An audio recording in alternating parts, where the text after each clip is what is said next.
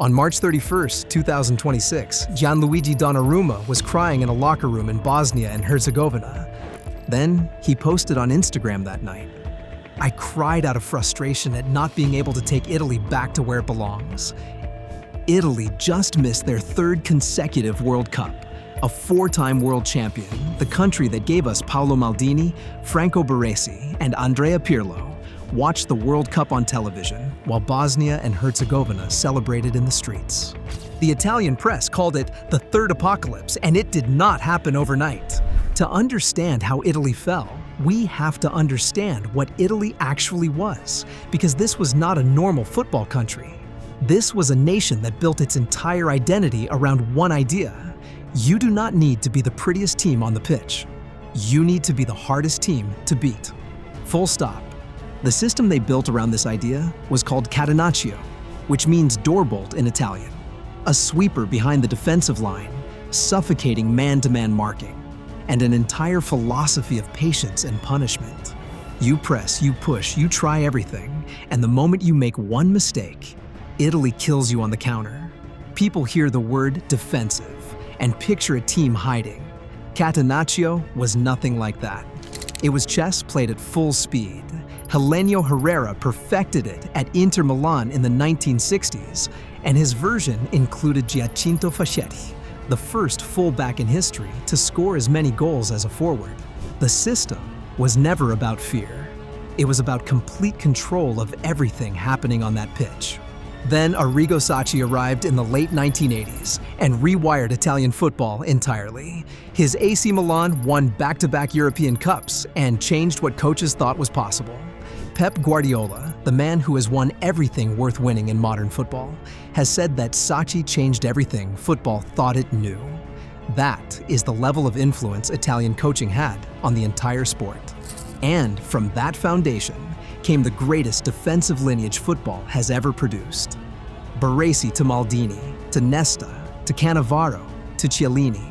Paolo Maldini barely needed to tackle because he read the game so far ahead that danger simply went somewhere else. Fabio Cannavaro won the Ballon d'Or and FIFA World Player of the Year in 2006. He was a center back and a defender, because Italy made defending look like the most important art form in football. And for decades, the entire world agreed with them. In the 1990s, Serie A was the best league on earth, and nobody argued about it. 13 European trophies for Italian clubs in that single decade. 6 Ballon d'Or winners playing in Italian stadiums. 6 consecutive world record transfer fees have been set in Italy. The planet's best players wanted one thing: to play in Serie A. Then came the summer of 2006, the night that looked like the peak of everything, but was actually the beginning of the end. Italy beat France in the World Cup final in Berlin. Penalties after a 1-1 draw. Cannavaro lifted the trophy. Pirlo was the man of the match. The streets of Rome were filled with millions of people who just appeared, drawn together by something that felt historic and permanent. But while Italy was celebrating, the Italian Football Federation was drowning in the biggest match-fixing scandal the sport had ever seen. Wiretapped phone calls revealed that Juventus general manager Luciano Moggi had been running a network to influence which referees got assigned to which matches. Juventus were relegated to Serie B for the first time in their history, stripped of 2 league titles and hit with a points deduction before the next season even started. Multiple clubs were punished. Moggi received a lifetime ban. What happened next is where the real damage lies. Within months, approximately 30 players from that World Cup winning squad left Serie A. Cannavaro went to Real Madrid, Ibrahimovic to Inter, Thuram to Barcelona, Zambrotta to Barcelona. The talent exodus happened at the exact same moment the Premier League's global television revolution was exploding. The money gap between English football and Italian football opened overnight and never closed again. Buffon stayed at Juventus and turned down the biggest clubs in Europe to play in Serie B out of loyalty. Del Piero stayed, became Serie B's top scorer with 20 goals, and called it the best decision of his life. 2 extraordinary men doing the right thing. But while those 2 stayed, the infrastructure rotting underneath Italian football had no one fixing it. Not the federation, not the clubs, not the league.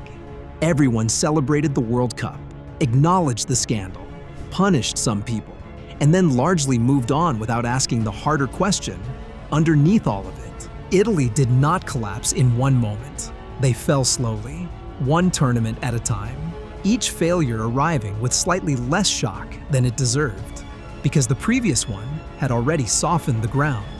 In 2010 in South Africa, they finished last in their group, drawing with New Zealand and losing to Slovakia. The defending world champions could not beat Slovakia. Coach Marcello Lippi stood at that press conference and took full responsibility, but the damage was done. A generation of Italian defenders built for tournament football was aging, and nothing was growing behind them. Then, in 2014 in Brazil, they beat England, then lost to Costa Rica, and then lost to Uruguay. Luis Suarez biting Cellini became the story that the whole world talked about. But Italy's real problem was simpler and more painful than that. They could not score when it mattered. 2 consecutive group stage exits for a nation built to win tournaments. In 2018, in Russia, Italy did not qualify at all, lost a playoff to Sweden, missing the World Cup for the first time since 1958. Buffon broke down in the mixed zone afterwards, unable to hold it together, telling the cameras he was sorry, not for himself, but for Italy. Sorry for failing at something that could have mattered on a social level. The Gazzetta dello Sport front page the next morning read simply, "Italy, this is the apocalypse." That should have been the moment of complete and total rebuild. Instead, Italian football treated it more like a bad dream than a structural emergency. Roberto Mancini took over and genuinely revived something. He rebuilt the midfield around Jorginho, Verratti, and Barella, changed the mood entirely, and in the summer of 2021, Italy won the European Championship at Wembley, beating England on penalties. 34 games unbeaten, a perfect qualifying record. For about 8 months, it felt real again. In March 2022, just 8 months after Wembley, Italy lost at home to North Macedonia, a 92nd-minute goal, a team ranked 67th in the world. Italy had 32 shots in that game, 32 shots, and they still lost. The European Championship had not fixed anything. It had been painted over the cracks beautifully, but the cracks were still there, running all the way down to the foundation. Then, in 2026, in Bosnia and Herzegovina, in Zenica, Alessandro Bastoni was sent off before halftime. 2 missed penalties in the shootout. Only Tonali converted. Bosnia won 4-1 on penalties. The coach resigned. The federation president resigned. The head of the delegation resigned.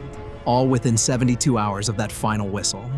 3 consecutive World Cups missed. The first former champion in football history to reach that number. Here is where the story stops being about bad results and starts being about something much harder to fix. In 2025, Italy gave just 1.9% of Serie A minutes to eligible players under 21. That is the second lowest figure out of the top 50 leagues in the world. In France, that number is 7.8%. In 2025 to 26, 68.5% of all Serie A players were foreign, the highest percentage among Europe's 5 major leagues. Only 1 in 3 players in Italian football's top division was even eligible to represent Italy internationally. The stadiums tell another part of the story. The average age of a Serie A stadium is 74 years old. The last major renovation wave was in 1990, built for the World Cup Italy hosted. More than 3 decades of waiting while England built new stadiums, Germany built new academies, and France built Clairefontaine. Clairefontaine opened in 1988, a national academy outside Paris that selects 22 of the best young players in the country each year and develops them within one unified coaching philosophy. Thierry Henry came through it. Kylian Mbappe came through it. France won the World Cup in 1998, won it again in 2018, reached the final in 2006 and 2022. A direct, unbroken line from investment to result. Germany had their crisis moment after Euro 2000 and responded immediately.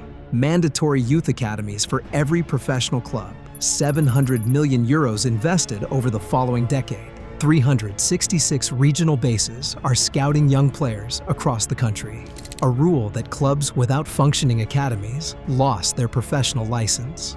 14 years after their lowest point, Germany won the World Cup with players who came entirely through that rebuilt system. Italy identified the exact same problems. Reports were written, committees were formed.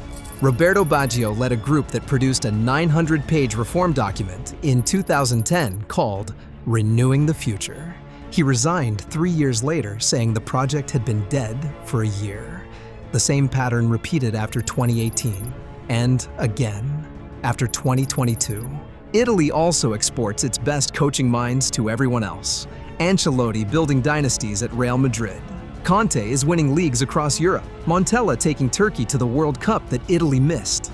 The coaching school at Coverciano in Florence produces some of the sharpest tactical thinkers in world football. And they go on to build the future of other countries because Italian football cannot get out of its own way long enough to use them properly. So, what comes next? Donnarumma is 27.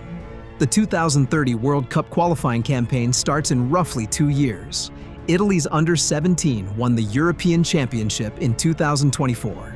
Young players like Francesco Camarda, Pio Esposito, and Sandro Tonali are real talents developing right now.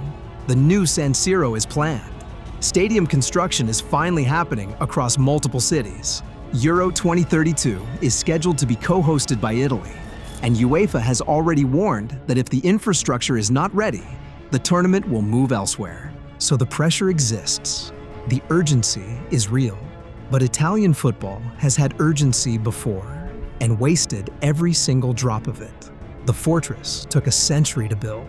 It took 20 years to bring it down. Now someone has to decide if they are finally going to rebuild it or just keep talking about it while the clock runs out. What are your thoughts on this slow death of Italian football? Share in the comments.